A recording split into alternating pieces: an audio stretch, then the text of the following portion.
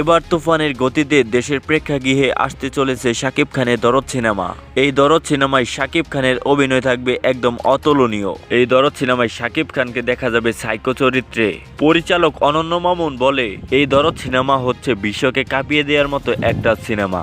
এই দরদ সিনেমার শুটিং দেশের বাইরে হয়েছে এবং কি 2-3 দেশ মিলিয়ে এই শুটিংটি কভার করা হয়েছে। নির্মাতা অনন্য মামুন বলে, এবার শাকিব খানকে দেখাবো এক ভিন্ন চরিত্রে, যে চরিত্র শাকিব খানকে তার ক্যারিয়ারের অনন্য উচ্চতায় নিয়ে যাবে। শুধু তাই নয়, এই দরদ সিনেমায় আইটেম গানের নায়িকা হিসেবে থাকবে নুরা ফাতেহি।